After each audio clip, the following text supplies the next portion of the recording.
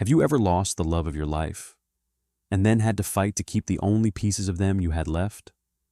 My wife died 2 years ago in a car accident. She was the best person I ever knew, the kind of person who made every room feel warmer just by being in it. Losing her felt like someone ripped the ground out from under my life and tore a hole through my soul. The house felt different without her, too quiet. Her coffee mug still sat in the cabinet. Her shoes were still by the door. For months I would wake up in the morning and forget for just a second. Then the reality would hit me all over again. The grief wasn't just sadness. It was this heavy weight that followed me everywhere. We were supposed to grow old together, face each day and each challenge as a team. Some days it felt like breathing took effort.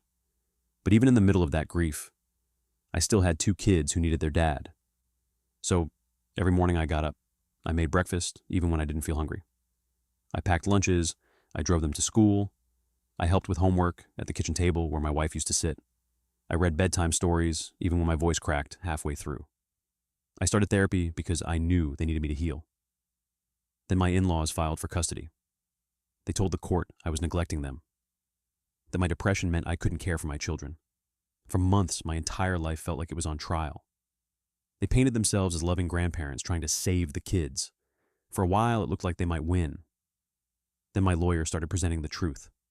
School records showing I never missed a drop-off or pickup, never missed a school play or parent-teacher interview. Teachers talking about how involved I was. My therapist confirming I was actively getting help. Then we showed something else. Messages between my in-laws. They forgot I paid their phone bills and had access to everything, complaining about money, talking about having to fire their maid, talking about how expensive their house was. And one message saying custody would mean child support and government benefits. Another message said the kids could help more around the property so they wouldn't need to hire the maid back. The judge ruled in my favor. When I got home that evening, the kids were already there waiting for me. My sister had picked them up from school and brought them back to the house. The second I walked through the door, they both ran over and hugged me. Not the quick kind of hug kids give when they're distracted, the kind where they hold on tight. We ended up sitting on the living room floor together for a while, playing and laughing about normal things again.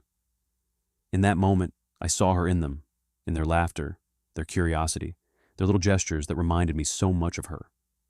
I knew life would be infinitely harder without her by my side, but these children were her legacy, and they deserved my very best.